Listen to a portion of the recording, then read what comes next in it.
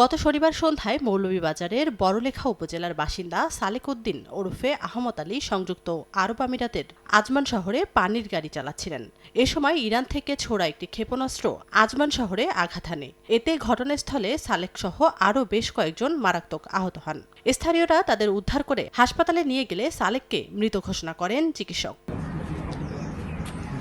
রোববার দুপুরে দুবাইয়ে থাকা এক আত্মীয় ফোনে মৃত্যুর খবর জানাতে পারেন পরিবারকে।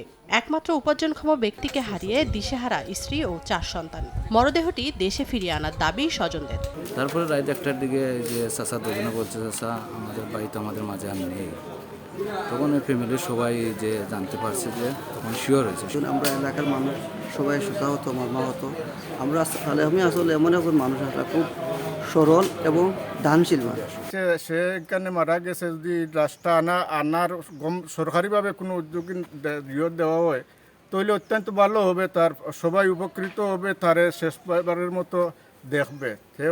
আমরা তো চাই আর ওর লাশটা যদি যত দ্রুত সম্ভব হয় দেশও ফাটানো যায়, সরকারের কাছে এই আবেদন। আমরা কখনো ভাবছি না যে ওইভাবে উনি চলে যাবেন চিরদিনের জন্য। আমরা সবাই মর্মাহত, উনি খুবই ভালো মানুষ ছিল। যখনই প্রবাস থেকে আসতো আমাদের বাড়িতে যেত এবং ওই আমাদেরকে ডেকে বাইর করতো। আমরা সবাই মর্মাহত, খুবই কষ্ট পাইছি ওনার মৃত্যুতে।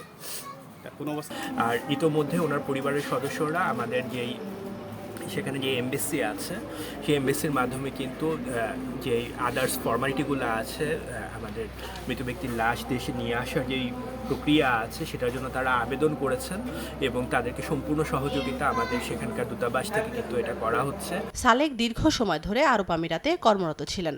বর্তমানে মরদেহটি সংযুক্ত আরব আমিরাতের একটি হাসপাতালে রয়েছে। সময় সংবাদ, মৌলভীবাজার।